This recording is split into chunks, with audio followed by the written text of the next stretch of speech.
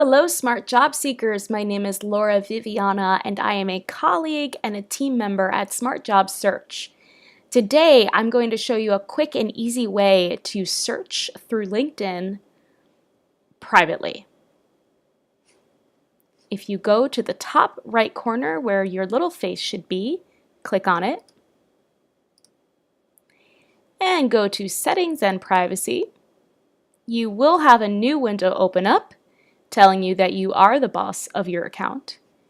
Go to Privacy and scroll down. Click on Profile Viewing Options. It will say, choose whether you're visible or viewing in private mode.